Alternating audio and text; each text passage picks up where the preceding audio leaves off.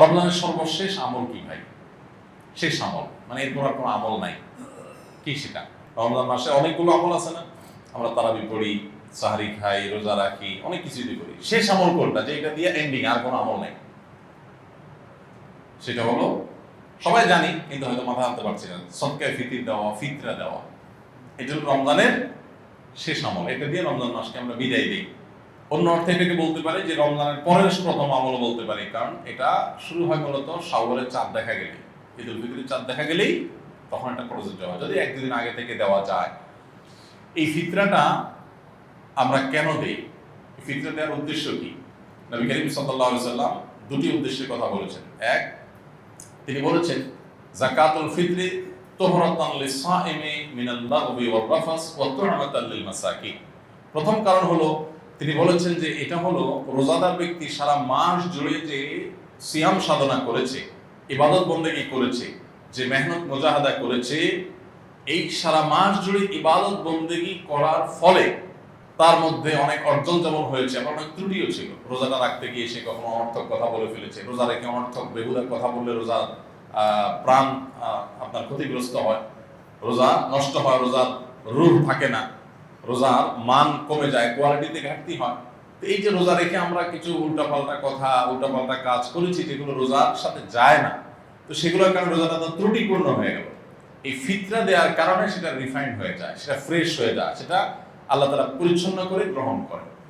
এই জন্য রোজার পুরা মাস, রমজানের পুরা মাস এবং সিয়ামের ভুল ত্রুটিগুলোকে ফ্রেশ করে সেটাকে আল্লাহর কাছে কবুলযোগ্য করে দেয় হলো ফিতরা। খুব বড় একটা বিষয়।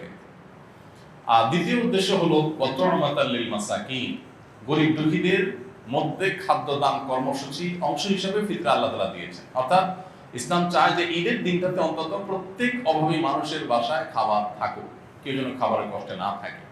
এই জন্য ফিতরা আমাদেরকে পৌঁছাতে হয়। কখন পৌঁছাতে হয়? যেটা ঈদের চাঁদ দেখা যাওয়ার আগে থেকে। ফিতরা নিয়ে প্রতি বছরই অনেক আলাপ হয়, আমরা সেই দীর্ঘ আলাপে যাওয়ার সুযোগ সময় নাই। শুধু এইটুকু বলি, আমরা প্রায় সবাই আমরা ফিতরার সর্বনিম্ন পরিমাণটা দেওয়ার চেষ্টা করি। নবী করিম সাল্লাল্লাহু আলাইহি ওয়াসাল্লাম ফিতরার যে অপশনগুলো রেখেছেন সেগুলো কিন্তু বিভিন্ন রকম, ভ্যারাইটি আছে। সেখানে একটা অপশন আছে সর্বনিম্ন, সেটাই আমরা নেই।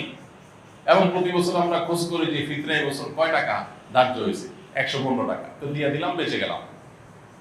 যদিও পুরো পরিবারের তরফ থেকে দিতে হয়, পরিবারের কর্তা যিনি, তার ছেলে মেয়ে, তার স্ত্রী, এমনকি ছোট বাচ্চা কাচ্চা, তাদের সবার পক্ষ থেকে, তার একান্নভুক্ত যারা তার বাসার সদস্যের মতো, এমনকি যে কাজের লোক, যারা বাধা কাজের লোক থাকেন, তাদের তরফ থেকে, এই সবার তরফ থেকে পরিবারের কর্তা দিয়ে দিবেন। এখন সবাই দেখে যে ফিতরা কত ধার্য হয়েছে।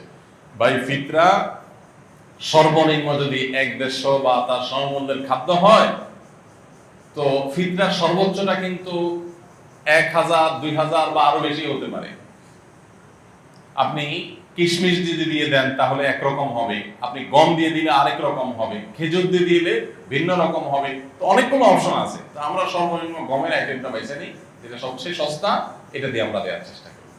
কারণ আপনি কিশমিশ যদি চিন্তা করেন তাহলে কিশমিশের কেজি কত আর গমের কেজি কত, অনেক বেশ কম হয়ে যাবে। এই জন্য আল্লাহ তাআলা যাকে যতটুকু সামর্থ্য দিয়েছেন তিনি সেইভাবে ফিতরা দিবেন।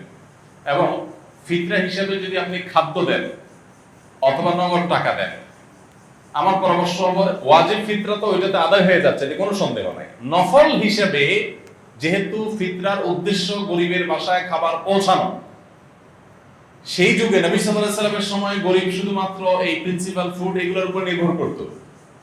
চাল, ডাল, আপনার ডাল তো না, আপনার গোশত অথবা আপনার আটা, ময়দা কিংবা গম, এগুলোর উপরে নির্ভর করতো মানুষ। কিন্তু এখন মানুষের জীবনের যে আপনার জীবন ধারণের যে পদ্ধতি, প্রক্রিয়া, মানুষের যে লাইফস্টাইল, সেটাতে যথেষ্ট পরিবর্তন হয়েছে।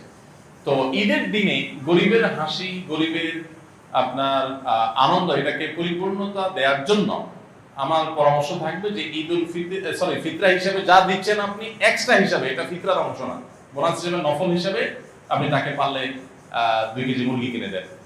গরুর গোশত অনেক দাম, 1 কেজি গরুর গোশত, 2 কেজি গরুর গোশত কিনে দেন, একটু পোলাও চাল কিনে দেন, একটু সেমাই চিনি কিনে দেন।